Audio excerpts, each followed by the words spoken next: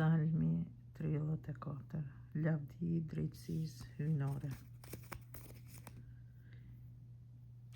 David kur u shtirë si i dalë mendsh para Ambilekut i dëbuar prej tij u largua.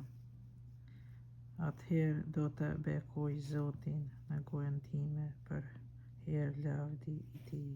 Shpirti im mburret në Zotin, le të dëgjoj të përvojët e le të gëzohen. Bashkë me mua jepni lavdi Zotit, le të lartësojmë së bashku emrin e tij. E kërkova Zotin e ai më dëgjoi, edhe më çliroi nga çdo frikë që pata. Shikojeni atë që do të ndriçoheni, fytyra juaj nuk do të turpërohet. Ja, ky skamnor e thirrri në ndihmën e Zotit e dëgjoi dhe e shpëtoi nga të gjitha vojtjet e tija. Engjulli i Zotit ngrehi llogore rreth atyre që e kanë frikë dhe e shpëton. Sprovoni e shihni sa i mirë është Zoti, i lumi ai që shpreson në të.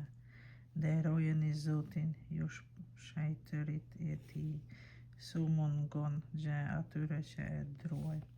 Pasanikët e varfëruar dhe patën uri, ata që kërkojnë Zotin do të kenë çdo të mirë.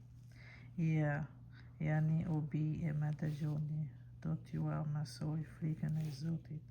A dëshiron jetën e njeriut, a dëshiron ditë të shumta për të gëzuar të mirat.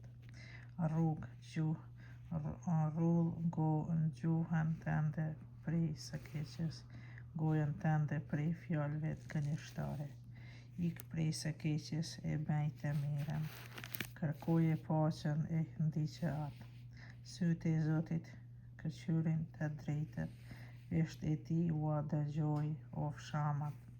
Fytyra e Zotit është kundër pakëqive, për të zhdukur prej elleut kujtimin e tyre.